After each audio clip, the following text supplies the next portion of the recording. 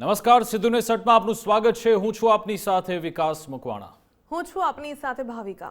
સિદ્ધુને સટમાં આજે વાત કરીશું ઇઝરાયલ, અમેરિકા અને ઈરાન યુદ્ધને લઈ। આજે 10મો દિવસ છે યુદ્ધનો અને હવે આ યુદ્ધ પૂર્ણ યુદ્ધમાં ફેરવાઈ ચૂક્યું છે, કારણ કે 10મા દિવસે સમાચાર આવ્યા છે કે ઈરાન નમતું જોખવા તૈયાર નથી।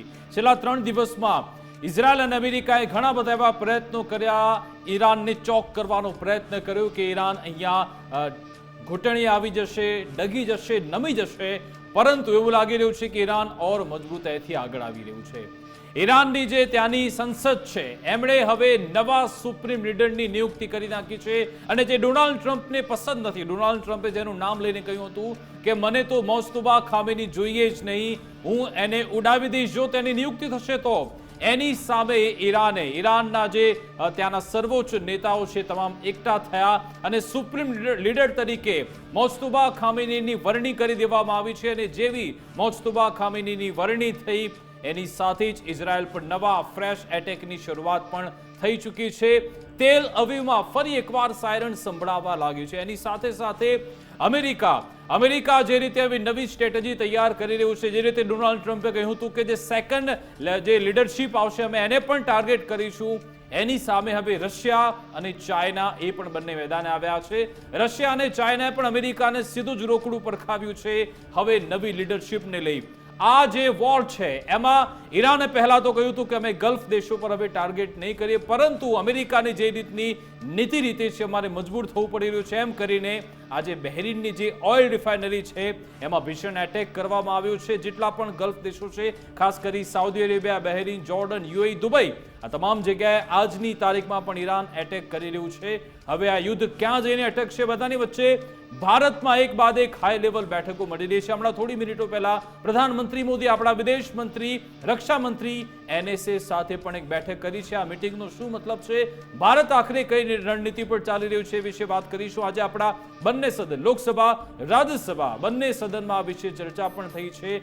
ભારતે પણ આજે પોતાનું સ્ટેન્ડ ક્લિયર કર્યું છે। જે ઈરાનની જે વોરશિપ છે જેના પર એટેક થયો હતો અમેરિકા પર હિન્દ મહાસાગરમાં, એને લઈને પણ ભારતનું આજે સ્ટેન્ડ ક્લિયર થયું છે। આ તમામ પાસા પર ચર્ચા કરીશું કે આખરે યુદ્ધ ક્યાં જઈ રહ્યું છે, કઈ દિશામાં જઈ રહ્યું છે, શું એ શાંત થશે કે પછી ઓર વધારે વિકરાળ સાબિત થશે?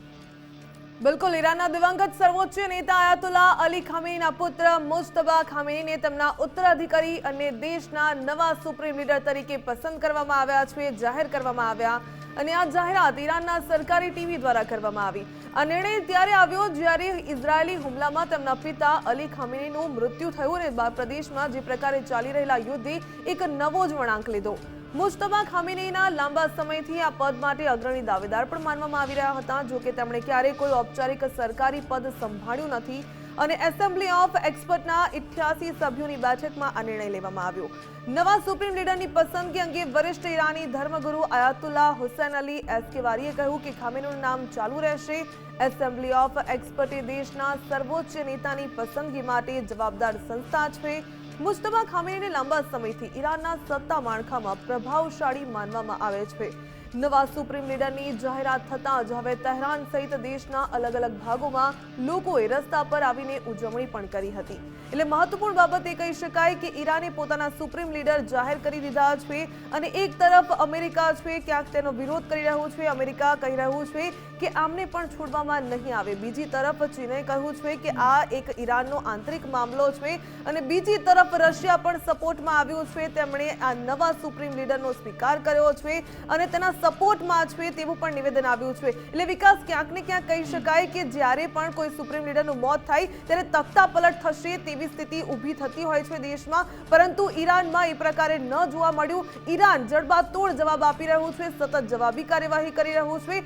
લાગી રહ્યું હતું કે 1-2 દિવસમાં આ યુદ્ધ સમાપ્ત થઈ જશે, વાટાઘાટો શરૂ થશે, પરંતુ વાટાઘાટો તો દૂરની વાત છે, હજુ પણ મિસાઇલથી વાતચીત થઈ રહી છે અને એવું પણ સૂત્રો તરફથી માહિતી મળી રહી છે કે અમેરિકા અને ઇઝરાયલ તેની પોતાની ડેલ્ટા ફોર્સ અને સાઇટેડ મટકલ, જે મહત્વપૂર્ણ ફોર્સ માનવામાં આવે છે, એને જમીન પર ઉતારવાની તૈયારીમાં પણ લાગી ચૂક્યું છે।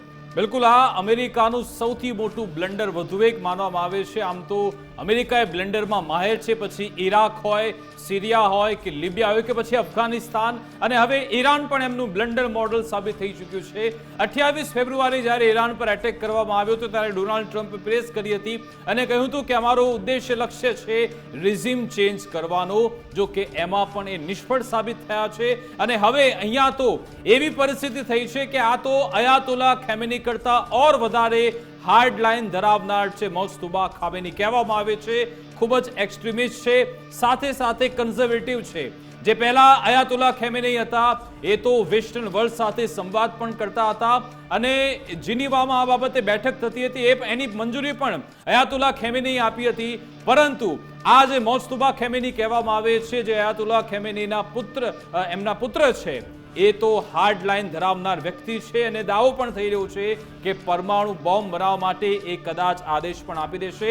જે યુરેનિયમ એનરિચમેન્ટ જોઈએ છે એનાથી ફક્ત 5% જ ઈરાન દૂર છે અને કહેવાય રહ્યું છે કે હવે આ મોજતબા ખામેની આવવાથી કદાચ ઈરાન એ હવે લક્ષ્યાંક કદાચ હાંસલ કરી લેશે અને જો એ લક્ષ્યાંક હાંસલ કરશે તો એ અમેરિકા માટે મોટું બ્લન્ડર સાબિત થાય, એની મુશ્કેલી પણ વધી શકે છે. પણ જ્યારે 8 માર્ચના રોજ ઈરાનમાં આ નિર્ણય લેવામાં આવ્યો ત્યાં ઈરાની ધર્મગુરુએ શું એલાન કર્યું હતું અને પછી એલાન બાદ ત્યાં કેવો માહોલ હતો એ પણ જોઈ લો. مجلس خبرگان حضرت آیت الله العظما سید مجتبی خامنه ای رهبر عزیز ما ولی فقیه ما الله اکبر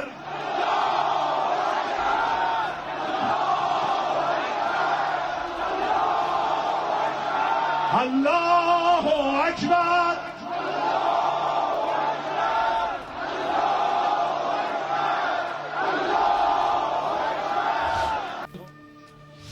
તો આ તમે ત્યાંના વિઝ્યુઅલ જોયા કે હવે લોકો રસ્તા પર ઉતરી આવ્યા છે અને જે દાવો થઈ રહ્યો છે કે ઇઝરાયલમાં ઓર ફ્રેશ એટેક શરૂ થઈ ગયા છે, ઘણું બધું નુકસાન ત્યાં આવી રહ્યું છે, પણ એની તસવીરો સામે નથી આવી રહી કારણ કે એને ત્યાં દબાવવામાં આવી રહી છે. ઈરાન પર જેટલા પણ એટેક થાય છે એની બધી જ તસવીરો આવે છે. જો કે ધીરે ધીરે ઈરાન પણ એ પ્રયત્ન કરી રહ્યું છે કે એ ત્યાંની તસવીરો પણ સામે આવે.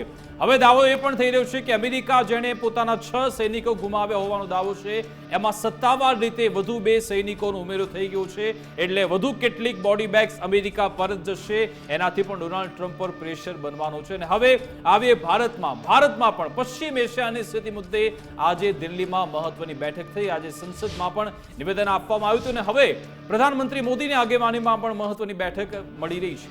બિલકુલ, વિદેશ મંત્રી એસ જયશંકર બેઠકમાં ઉપસ્થિત રહ્યા, ગૃહમંત્રી અમિતભાઈ શાહ પણ બેઠકમાં હાજર. વિદેશ મંત્રીએ એનએસએ સીડીએસની સાથે મુલાકાત કરી, એટલે ખાડી દેશોમાં ભારતીયોની સુરક્ષા અંગે સમીક્ષા કરવામાં આવી. એટલે બીજા દેશોમાં જ્યારે આ પ્રકારની સ્થિતિ ઉદ્ભવતી હોય ત્યારે આપણા દેશનું સ્ટેન્ડ શું રહેશે. આપણા દેશમાં ખાસ કરીને આ પ્રકારની જે હાઈ લેવલ બેઠકો છે તે પણ શરૂ થઈ ગઈ. વિકાસ 10 દિવસનો સમયગાળો રહ્યો જ્યારે યુદ્ધ અટેક શરૂ થઈ ગયા અને હવે પહેલીવાર આ હાઈ લેવલની બેઠક મળી રહી છે. એટલે ચોક્કસપણે જે ભારતીયો ફસાયેલા છે તેમને પણ લાવવા માટે પ્રયાસો થઈ શકે અને ખાસ કરીને ઇઝરાયલ હોય, ઈરાન હોય કે પછી અમેરિકા હોય, તેમની સામે ભારતની કેવી રણનીતિ રહેશે એ આ બેઠક નક્કી કરી શકે. બિલકુલ, અને એક જોરદાર વિવાદ એ છેડાયો હતો કે હિન્દ મહાસાગરમાં ભારત જે પ્રહરી કહે છે હિન્દ મહાસાગરનું, એની ટેરિટરીમાં જ્યારે ઈરાનનું એક યુદ્ધપોત આયરિસ ડેના જેના પર એટેક થયો તો આજે રાજ્યસભામાં યુદ્ધ અંગે વિદેશ મંત્રીએ નિવેદન આપ્યું છે. તેમણે કહ્યું એક નહીં, ઈરાનના 3 જહાજ હિન્દ મહાસાગરમાં હતા. સાથે સાથે એમ પણ કહ્યું કે ભારતે ઈરાનના જહાજને ડોકિંગ માટે મંજૂરી આપી હતી. તેમણે કહ્યું કે આપણી જે પ્રાથમિકતા છે ભારતીયોની સુરક્ષા એ સર્વોપરી છે. સાથે સાથે એમ પણ કહ્યું કે પશ્ચિમ એશિયામાં હાલત ખૂબ જ ચિંતાજનક છે. ઇઝરાયલ ઈરાન જ નહીં, ખાડી દેશો પર પણ એટેક થઈ રહ્યો છે. અને એમણે એમ પણ કર્યું, જે સવાલ થઈ રહ્યા હતા ભારતમાં કે ભારતે આ બાબતે કેમ મૌન સેવ્યું છે, એનો જવાબ પણ આજે વિદેશ મંત્રીએ આપ્યો કે 28 ફેબ્રુઆરીએ જ ભારતે ચિંતા વ્યક્ત કરી હતી. આપને યાદ હશે કે જેવો એટેક થયો સવારે 10:30 વાગે આસપાસ, ત્યારે જે આપણા વિદેશ મંત્રીએ ઈરાનના વિદેશ મંત્રી અબ્બાસ અરાગચી સાથે ટેલિફોનિક વાતચીત કરી તે દર્શાવે છે કે ઈરાન સાથે પણ ભારતનો સંવાદ ચાલુ હતો અને જયશંકરે કહ્યું સંવાદ કૂટનીતિથી વિવાદનો ઉકેલ જરૂરી છે. CCSમાં ભારતીય નાગરિકોની સુરક્ષા પર ચિંતા થઈ, ભારતીયોની સુરક્ષા માટે સરકાર પ્રતિબદ્ધ છે. એટલે કે આપણો પહેલો ગોલ એ છે કે તમામ જેટલા 1 કરોડ જેટલા નાગરિકો છે ત્યાં ફસાયેલા છે એમને પરત આવવું છે, એમને પરત લાવવા માટે સરકાર અત્યારે પ્રાથમિકતાથી આગળ વધી રહી છે. અને બીજું, ઇઝરાયલ ઈરાન એમાં કોઈની સાથે સીધી રીતે ભારત નથી, ભારત ન્યુટ્રલ છે, એ પણ આજે ભારતે ફરી એકવાર આપણી સંસદમાં પણ કહ્યું છે. આજ અંગે વિશ્લેષણ કરીશું. આપણી સાથે ગેસ્ટ જોડાઈ ગયા છે રિટાયર્ડ કર્નલ અમૃતલાલ મકવાણાજી જોડાઈ ગયા છે. અમૃતલાલજી, આપનું ગુજરાત ફર્સ્ટમાં સ્વાગત છે. સર, અત્યારે આ યુદ્ધની સ્થિતિ આમ તો પૂર્ણ યુદ્ધમાં ફેરવાઈ ગયું છે અને લગભગ હું કાઉન્ટ કરું તો એમાં દેશ સીધી રીતે જેના ઇમ્પેક્ટમાં આવ્યા છે એ લગભગ 13 જેટલા દેશો થઈ ગયા છે જેના પર સીધી રીતે યુદ્ધની અસર જોવા મળી છે. અને આમ ઇનડાયરેક્ટલી જોવા જોઈએ, જો આર્થિક મોરચે જોવા જોઈએ તો આંકડો ઓર વધારે મોટો થાય છે. આપનું શું માનવું છે કે હવે જે રીતે નવા ત્યાં સુપ્રીમ લીડર આવી ગયા છે મોજતુબા ખેમેની, એમના આવવાથી ઓર વધારે ટ્રિગર થશે સિચ્યુએશન કે પછી હવે ન્યુટ્રલાઇઝ થવા જઈ રહ્યું છે બધું? જે વિકાસ, તમારો સવાલ બહુ સરસ મજાનો સવાલ છે કે 8 તારીખે જે પ્રમાણે ખોમેની ઈરાનના પ્રમુખને 1 તારીખે અમેરિકા દ્વારા એને ખતમ કરી દેવામાં આવ્યા, ત્યારબાદ 8મી તારીખે એમના જે પુત્ર છે એમને એના સુપ્રીમ લીડર તરીકે સર્વોપરી કારોબારીના સભ્યો દ્વારા એમની નિમણૂક કરવામાં આવી છે. અને એણે પોતાના હસ્તગત લેતા જ ચાર્જ સંભાળતાની સાથે જ એલાન કરી દીધું છે કે અમે જે પ્રમાણે મારા ઉપર હુમલાઓ કરવામાં આવ્યા છે એ હુમલાઓના અમે જડબેતોડ જવાબ આપીશું. અને અમે મિડલ ઇસ્ટની અંદર અમેરિકાના જેટલા બી એરબેઝ, નેવી બેઝ કે આર્મી બેઝ આવેલા છે એ તમામ જગ્યાએ અમે એટેકો કરીશું. ઇઝરાયલ ઉપર એટેક ચાલુ છે અને જે બી દેશો અમેરિકાને સપોર્ટ કરશે એ તમામ દેશો ઉપર અમે અમારી મિસાઇલો દ્વારા એટેક કરીશું. અને હાલની તકે જે પ્રમાણે હજારોની સંખ્યામાં જે ઓઇલ ટેન્કરો, માલવાહક જહાજો તમામ જે આ સ્ટ્રીટ ઓફ હોર્મુઝમાં ફસાયેલા છે એ ત્યારથી એટલા દિવસોથી યુદ્ધ ચાલુ છે. એક સુરક્ષાની દૃષ્ટિએ આ દુનિયાનો સૌથી મહત્ત્વપૂર્ણ જે રસ્તો છે હોર્મુઝ, સ્ટ્રેટ ઓફ હોર્મુઝ, જે રસ્તો બંધ થવાથી આજે આખી દુનિયા ઉપર એની આર્થિક અસર પડી છે.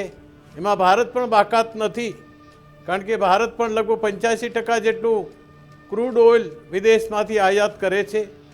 અને ભારત અનેક ટન જે બાસમતી રાઈસ હોય કે બીજા ખાદ્ય પદાર્થો છે, દવાઓ છે, એ તમામ ખાડી દેશોમાં મોકલી રહ્યા છે. તો એના ઉપર પણ ઘણી બધી માઠી અસર થઈ છે, ઘણા બધા બિલો અટવાઈ ગયા છે અને દુનિયાના અનેક દેશો ઉપર એની માઠી અસર થઈ છે. આપણે જોઈ શકીએ છીએ બાંગ્લાદેશની અંદર આપણે સમાચાર પત્રો દ્વારા અને ટીવીના માધ્યમથી જોયું કે બાંગ્લાદેશમાં ભયંકર હાલત છે કે જ્યાં પેટ્રોલ ડીઝલની લાઈનોમાં હજારો લોકો લાઈનમાં છે, આપસમાં લડાઈ ઝઘડા ચાલી રહ્યા છે. આપણા પડોશી દેશ પાકિસ્તાનમાં બી એની અસર જોવા મળી છે કે લગભગ એક સાથે 30% જેટલો વધારો કરવામાં આવ્યો છે, જેના કારણે મિડલ ક્લાસ ફેમિલી અને લો ક્લાસ ફેમિલી ઉપર ખૂબ માઠી અસર થઈ છે.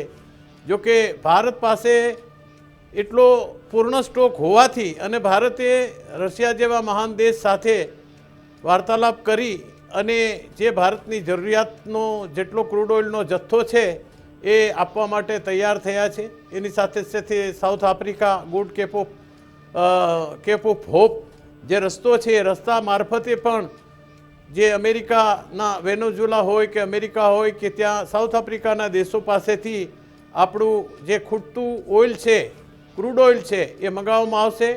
અને ભારત સરકાર દ્વારા એક જાહેરાત કરવામાં આવી હતી કે આવનારા સમયમાં હજુ અમારી પાસે ઓઇલ સ્ટોક પૂરતો હોવાના કારણે અમે પેટ્રોલ અથવા ડીઝલના ભાવ વધારીશું નહીં. તો આ અત્યારે આપણી સ્ટોપ જનતા માટે પૂરતો બહુ છે, એક પરંતુ રાહતના જે સમાચાર પ્રકારે કહેવાય. ખામેનીના ઉત્તરાધિકારી પસંદ કરી લેવામાં આવ્યા છે, ઈરાન હોય કે પછી અમેરિકા હોય કે ઇઝરાયલ હોય, ત્રણેય પાછીપાની કરવા તૈયાર નથી. અમેરિકા તો લાદેન અને જે ખાસ કરીને માદુરોવાળી ટીમ હતી એ ઉતારવાની તૈયારીમાં છે, જમીની સ્તર પર ઉતારવા માટે તૈયાર થઈ ગયા છે. ડેલ્ટા ફોર્સ હોય કે પછી મટકલ ફોર્સ હોય, આ પણ ઉતારવાની તૈયારી કરી રહ્યા છે. આ સિચ્યુએશનમાં શું લાગી રહ્યું છે કે આગામી સમયમાં આ યુદ્ધ ક્યાં જઈને અટકશે? લાગી પણ રહ્યું છે કે અટકશે કે પછી કોઈ વાતચીત સંભવિત બની શકે?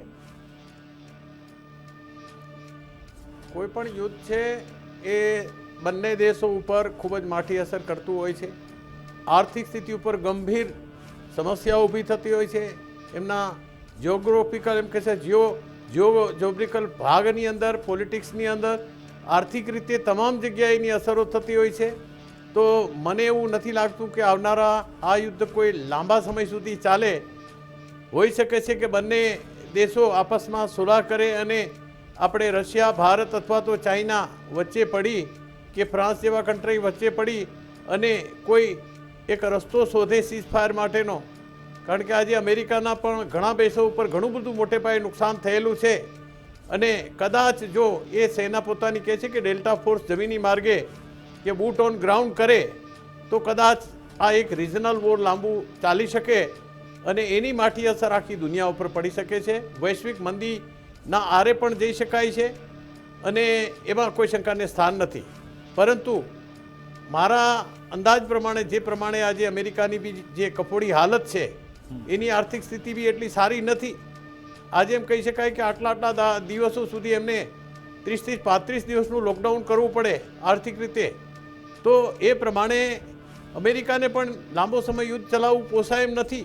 પણ પોતાની શાખ ખાડામાં ના જાય. દુનિયાના દેશોને જે પ્રમાણે અફઘાનિસ્તાનમાંથી બહાર આવવું પડ્યું, લિબિયામાંથી બહાર આવવું પડ્યું અને જે પ્રમાણે ઈરાક પર હુમલો કરેલો ત્યાં પણ એને ખૂબ જ નુકસાન વેઠવું પડે. એટલે અહીંયા બી એવું અમૃતલાલજી, લાગે છે તમે જે કે કદાચ એનાલિસિસ કરી રહ્યા છો કે આ ઈરાનનું યુદ્ધ ડોનાલ્ડ ટ્રમ્પ માટે, અમેરિકા માટે ગળાની ફાંસ બની ગઈ છે, પણ એ સ્વીકારવા તૈયાર નથી. પોતાની તગડી ઊંચી જ રાખી રહ્યા છે. એ જે રીતના નિવેદન આપે છે, આજે એમને પત્રકારોએ સવાલ પૂછ્યો હતો કે સ્ટ્રેટ ઓફ હોર્મુઝ બંધ થયું છે, શિપ ત્યાંથી પસાર થતી નથી, તેલના ભાવ $100 પ્રતિ બેરલ પહોંચી ગયા છે. તેમણે કહ્યું કે આ તેલના ભાવ વધવા એ ખૂબ જ ઓછી કિંમત છે. અમે તો પરમાણુ હથિયાર બનાવી રહ્યા હતા અને અટકાવી રહ્યા છે, એ ખૂબ જ મોટું એક કિંમત થવાની હતી. તો આ તો ખૂબ જ નાની મામૂલી કિંમત કહી શકાય એવું ડોનાલ્ડ ટ્રમ્પ કહી રહ્યા છે. તો આ સનકી ડોનાલ્ડ ટ્રમ્પ એની સનકને કોણ ઠેકાણે લાવશે? વિશ્વના બીજા દેશો બી એમની સાથે છે. એવું નથી કે એ સુપ્રીમ પાવર છે, આપણે સમજી શકીએ છીએ, પણ આજે એના કરતાં પણ રશિયા પાસે વધુ પરમાણુ શસ્ત્રો છે. એમાં ચાઇના અને ભારત અને રશિયા જો એક સાથે મળી અને દબાવ નાખશે તો 100% એને ઝૂકવું પડશે. કારણ કે જો ઈરાનની અંદર એને ખ્યાલ હતો કે પરમાણુ શસ્ત્રો છે, એનરિચમેન્ટનો જથ્થો છે, તો એને B-2 બોમ્બર્સ દ્વારા જે પ્રમાણે એ નતાંજમાં હુમલો કર્યો, ફોર્ડોઝમાં હુમલો કર્યો, તો કોઈ પણ જગ્યાએ એને એ પરમાણુ શસ્ત્રના પુરાવો મળ્યા નથી. તો એ કેમ કહી શકે કે એમની પાસે, ઈરાન પાસે પરમાણુ શસ્ત્ર છે? એ જો કોઈ બી દેશ છે પોતાની તગડી ઊંચી રાખવા માટે, પોતાની ઇમેજ જાળવી રાખવા માટે, પોલિટિકલ ઇમેજ જાળવી રાખવા માટે આવા બધા એન કેન પ્રકારની ડિસિઝનો લેતા હોય છે અને એનું જે પરિણામ છે આમ જનતા, મિડલ ક્લાસ ફેમિલી અને ત્યાંની જે જનતા છે એ ભોગવતી હોય છે. પણ અત્યારે ભારત ભોગવી લાંબુ ચાલશે તો આપણા ખાડી દેશમાં વસતા લગભગ 1 કરોડ જેટલા કર્મચારીઓ છે એના ઉપર ઘણી બધી માઠી અસર થશે. અને ભારતને જે પ્રમાણે ઓપરેશન ગંગા ચલાવવું પડ્યું તો આવા ઘણા બધા ઓપરેશન ચલાવવા પડે. કારણ કે ઘણી મોટી સંખ્યામાં છે. આપણે ઈરાનની જ વાત કરીએ તો 40,000 જેટલા ભારતીયો ઈરાનની અંદર છે. અને આપણે સર 11 લાખ કરોડ જેટલું તો રેમિટન્સ આવે છે. 50 લાખ કરોડનું આપણું બજેટ છે, એમાંથી 11 લાખ કરોડ તો આપણી જોડે રેમિટન્સ આવતું હોય છે. આની મદદથી એ પણ ઇમ્પેક્ટ થઈ શકે છે. બીજી મારી વાત એ છે કે આમાં રશિયા, ચાઇના હવે સીધી રીતે અમેરિકાને ધમકી આપી દીધી છે કે જો હવે તમે સેકન્ડ લીડરશિપ પર કોઈ ટાર્ગેટ કરવાનો પ્રયત્ન કર્યો તો અમે નહીં ચલાવી લઈએ. ઇઝરાયલ અને અમેરિકા એ તો કહી જ રહ્યા છે કે જે લોકો ન માત્ર એ નિયુક્તિ જેની થઈ છે, પણ જે લોકો નિયુક્તિ થનાર પ્રક્રિયામાં છે એને પણ અમે છોડવાના નથી. તો શું એ રીતનો ટાર્ગેટ હવે આ મોસ્તુબા ખામેની, ડોનાલ્ડ ટ્રમ્પ અને નેતન્યાહુ બંનેનો છે? અને શું એમાં એ સક્સેસ મેળવશે કે કેમ? 100% અમેરિકા જે પ્રમાણે એના નિવેદનો ડોનાલ્ડ ટ્રમ્પ આપી રહ્યા છે, સવારનું નિવેદન કંઈક અલગ હોય છે, બપોરનું કંઈક અલગ હોય છે, સાંજનું કંઈક અલગ હોય છે, એટલે એક નિવેદનો પણ આપણે 100% ભરોસો કરવો એવું મારું માનવું નથી. છતાં પણ એમને કોઈ પણ જાતનું જો ડિસિઝન લેવું હોય તો એની સંસદમાંથી પણ એને અપ્રુવલ લેવું પડે છે. નહીં તો આવતીકાલે ભવિષ્યમાં જ્યારે એવો પ્રશ્ન ઊભો થાય તો ડોનાલ્ડ ટ્રમ્પને જવાબ આપવો બહુ મુશ્કેલ થઈ શકે તેમ છે. કારણ કે અત્યારે આર્થિક મંદીના દોરમાંથી આખું વિશ્વ ચાલી રહ્યું છે. આજે ફ્રાન્સ જુઓ કે ઓસ્ટ્રેલિયા જુઓ કે દુનિયાના જે યુરોપિયન કન્ટ્રીઝ છે એ તમામ કન્ટ્રીની અંદર આજે આર્થિક મંદીનો દોર ચાલી રહ્યો છે. તો આવા સંજોગોમાં આવું કોઈ પગલું ભરે જે પગલાંના કારણે એની અસર આખી દુનિયા ઉપર થઈ શકે, આખી દુનિયા આ એક મંદીના આરે આવીને ઊભી છે, તો મને એવું લાગતું નથી. કદાચ આવનારા એકાદ અઠવાડિયાની અંદર આ બધું કંઈક સમજોતા થાય આપસમાં, એમની જે કંઈ કન્ડિશનો છે એ કન્ડિશનો. સર, આપણે અમેરિકાની વાત કરી, પરંતુ ઈરાનનું શું સ્ટેન્ડ હોઈ શકે? કારણ કે ઈરાને તો પોતાના સુપ્રીમ લીડર ગુમાવ્યા છે. પહેલો જ અટેક જ્યારે ઇઝરાયેલે કર્યો, પ્રીએમ્પ્ટિવ અટેકના નામે સીધો રાષ્ટ્રપતિ ભવન પર અટેક કરવામાં આવ્યો, સરકારી ઇમારતોને ટાર્ગેટ કરવામાં આવી, મંત્રીઓના મોત થયા અને સુપ્રીમ લીડર ખામેનીનું મોત થયું. આ બધું તો ચોક્કસપણે તે લોકો લેવાના છે. અમેરિકા ચોક્કસ તેને ગળામાં ફસાઈ જ ગઈ છે અને એ ચોક્કસ પ્રયાસો કરશે કે આ યુદ્ધ રોકાઈ જાય. પરંતુ ઈરાન શું ઈચ્છે? ઈરાનનું આગળનું સ્ટેન્ડ શું હોઈ શકે? આપણને શું લાગી રહ્યું છે? જો કોઈ બી દેશ છે એ પોતાના જ્યાં સુધી શસ્ત્રો હોય ને દુનિયાના જે બીજા દેશોનો સપોર્ટ પૂરેપૂરી રીતે ના હોય, એક સપોર્ટ મૌખિક સપોર્ટ હોય છે અને બીજો સપોર્ટ જે છે એ છુપી રીતે જે એમને શસ્ત્રોની જરૂરિયાત હોય એ જરૂરિયાતો પૂરી પાડવામાં આવતી હોય અને એને બાંહેધરી આપવામાં આવતી હોય કે તમે ખૂબ લડો, અમે તમારી સાથીએ છીએ. જે રીતે યુક્રેનની અંદર નાટો કન્ટ્રીએ એમને મદદ કરવા માટે અને અમેરિકાએ મદદરૂપ થવા માટે જે હથિયારોની એને જરૂરિયાત હતી તમામ હથિયારોની ખેપ પૂરી પાડવામાં આવી છે. તો હાલની તકે ઈરાન પાસે બી અમુક એક લિમિટેડ હથિયારો હતા.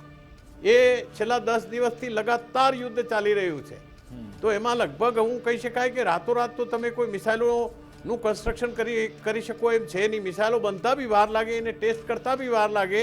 તો ઈરાનને પણ થોડો વિચાર કરવો પડશે કે મારી પાસે જેટલો જથ્થો છે એ જથ્થામાંથી કદાચ હવે 30 થી 40% જેટલા હથિયારો એની પાસે રિઝર્વમાં રહી ગયા હોય અને એ બી જો એનો ઉપયોગ કરવા માંડે તો કદાચ આવનારા એકાદ અઠવાડિયામાં એ તમામ હથિયારોનો પણ પૂરતો થઈ શકે એવું હવે તો છે. ઈરાન, ચીન અને રશિયા પણ સપોર્ટ કરી રહ્યું છે, એટલે હથિયારોની વાત હોય તો એમાં પણ સપોર્ટ કરી શકે.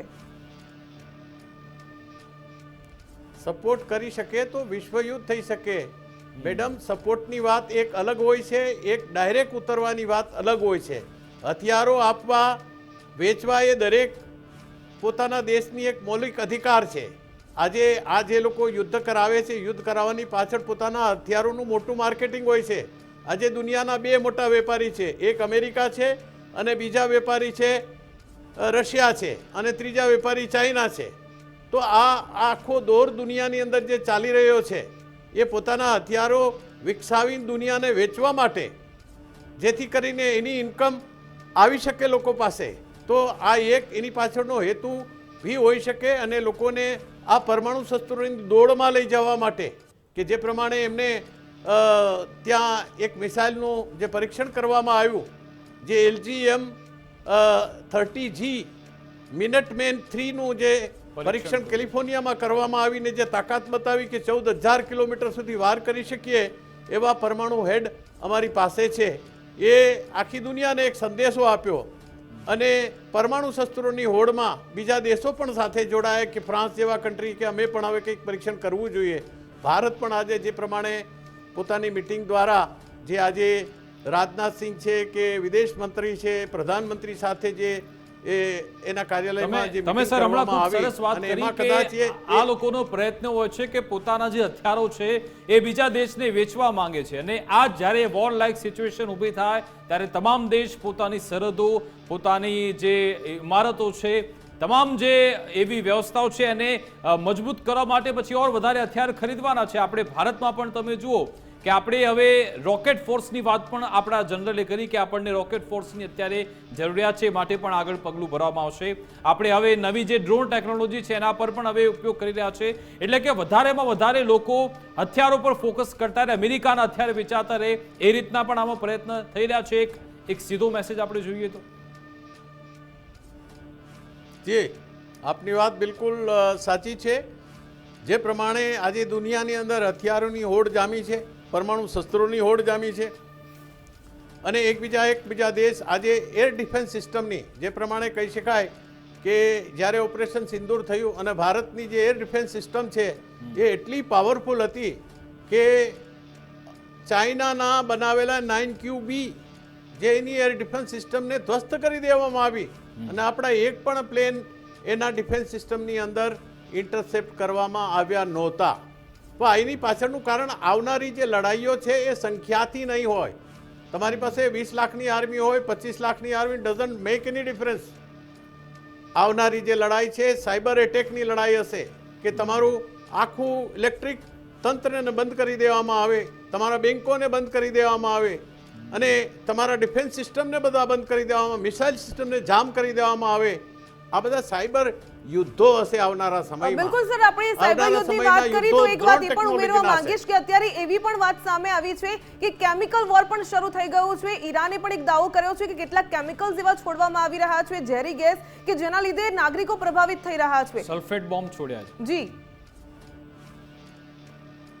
જી એ બી શક્ય છે કારણ કે આ માસ ડિસ્ટ્રક્શન જે કહેવાય છે કે એ ન્યુક્લિયર કેમિકલ બાયોલોજિકલ વોરફેર, એક ન્યુક્લિયર વોરફેર હોય છે, બીજું કેમિકલ વોરફેર હોય છે, ત્રીજું બાયોલોજિકલ વોરફેર. જે પ્રમાણે ચાઇનાએ કદાચ શરૂઆત કરી હોય આ જે કોરોનાની કે આ બાયોલોજિકલ નાના એવા જીવ દ્વારા આખી દુનિયાને આપણે આ ફેલાવીને દુનિયાનો હું બાદશાહ બની જાઉં, પણ જ્યારે એ વાત લીકેજ થઈ ગઈ ને આખા દુનિયામાં જે પ્રમાણે આ એક કોરોના ફેલાયો, આ પણ એક લાખો લોકો જે નિર્દોષ આની અંદર મરાયા છે. જે લોકોએ બી જે કંઈ રિસર્ચ કર્યા હોય આ બાયોલોજિકલ વોરફેરની અંદર આવતા હોય છે. અને કેમિકલ વોરફેરમાં શક્ય છે કે એવું કોઈ તમે ઝેર બનાવો અને આપણી પાણીની જે સપ્લાય લાઇન હોય એ સપ્લાય લાઇનમાં જે પ્રમાણે હમણાં ગુજરાતમાંથી આપણી એન્ટી ટેરરિસ્ટ સ્કોડ દ્વારા અને માનનીય deputy chief minister Harsh Sanghavi દ્વારા એના પ્રયાસથી જે પ્રમાણે પહેલાં એન્ટી ટેરરિસ્ટ સ્કોડે એમને જબ્બે કરવામાં આવીને 3 થી 4 કિલો જે સાયનાઇડથી પણ ખતરનાક હોય એવું ઝેર પકડવામાં આવેલું હતું. એ એકમાત્ર ઝેર જો ખાલી તમારી આ વોટર લાઇનમાં મૂકી દેવામાં આવે તો એ કેમિકલ વોરફેરથી પણ આગળ નીકળી જાય એવું વોરફેર છે. લાખો લોકો નિર્દોષ મરાઈ જાય એમ છે. એ તો ખાલી સૂંઘવા માત્રથી, માત્ર એનું પાવડર કે તમે એક પેપરની અંદર સાઇન કરવા માટે પેન આપી હોય તો પેન સૂંઘવાથી એટલે કે જે શરૂઆત થઈ હતી કે આ ન્યુક્લિયર વેપનની વાત છે, કેમિકલ વેપન સુધી પણ વાત થઈ ગઈ છે. સાહેબ, ઘણું બધું એનાલિસિસ થઈ શકે છે પણ સમયના બંધનમાં આપણે સૌ કોઈ બંધાયેલા છે એટલે ચર્ચા પર પૂર્ણવિરામ મૂકે છે. આભાર અમૃતલાલજી, અમારી સાથે જોડાયા, વાતચીત કરી તે બદલ આપનો ખૂબ ખૂબ આભાર. સમય ફાળવ્યો તે બદલ આપનો ખૂબ ખૂબ આભાર. તો મિડલ ઇસ્ટમાં આ વોર લાઇક સિચ્યુએશન 10મા દિવસમાં અત્યારે પહોંચી ગઈ છે. ઈરાન નમતું જોખવા તૈયાર નથી. અમેરિકા અત્યારે મૂંઝવણમાં છે કે આમાંથી બહાર કેવી રીતે નીકળવું. ઇઝરાયલ કહી રહ્યું છે કે મારું લક્ષ્યાંક એ છે ઈરાનને નિસ્તનાબૂદ કરી દેવું. હવે આ સિચ્યુએશનમાં મિડલ ઇસ્ટના દેશો પર નિર્ભર છે કે આ તમામ સિચ્યુએશન શાંત થઈ જાય. જો તમામ ઝુમખાઓ મિડલ ઇસ્ટના દેશો જો અપીલ કરે અમેરિકા ઇઝરાયલને તો આ પરિસ્થિતિ શાંત થઈ શકે છે, નહીં તો ઓર વધારે વિકરાળ પરિસ્થિતિ થવાની છે. જોઈશું કે હવે આમાં કયા નવા ઓર ફણગા ફૂટે છે. મારી વિશેષ રજૂઆત અંતર્ગત બસ આટલું જ. આપ જોતા રહો ગુજરાત ફર્સ્ટ ન્યૂઝ. નમસ્કાર.